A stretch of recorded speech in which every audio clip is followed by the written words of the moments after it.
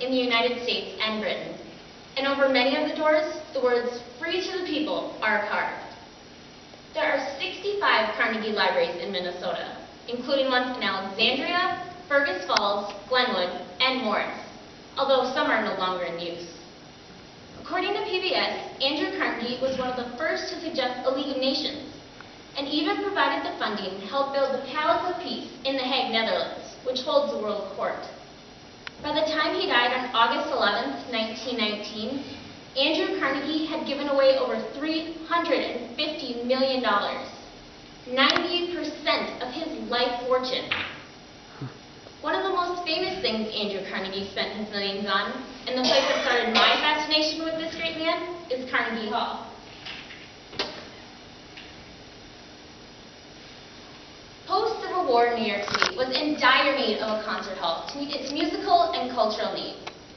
Once again, Andrew Carnegie was ahead of the game when he chose the position of Carnegie Hall. It was built on the corner of 7th Avenue and 57th Street. This area of New York City was fairly undeveloped at the time, but after the creation of Central Park, just 2 blocks away, development shifted and Carnegie Hall became centered in a perfect location. William Burnett Tuthill was the architect who had a vision to make Carnegie Hall elegant and sophisticated, from the brick exterior to the marble interior. Wanting everyone to be able to enjoy the hall, Carnegie had a large balcony put in the plans to accommodate the lower classes. It was also important that the acoustics were impeccable, so the music could be heard perfectly from every seat in the house. According to CarnegieHall.com, opening night was May 5, 1891. The performer was the composer Peter Tchaikovsky, whom Carnegie convinced to make the long boat ride from New York to New York.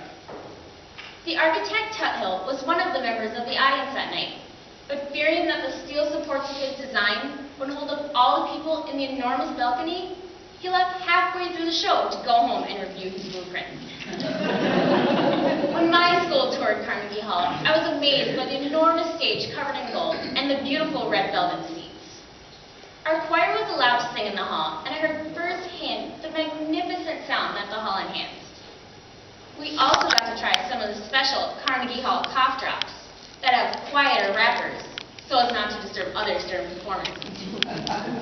After nearly 120 years, Carnegie Hall still retains its original beauty, exactly as Andrew Carnegie wanted it. Andrew Carnegie is the perfect example of the fulfillment of the American dream. His rags to riches story is almost as inspiring as his selflessness and willingness to give everything he had. What seemed like a boring stop on my New York City trip turned out to be the most interesting place and inspired me to reach for the stars and reach out to others.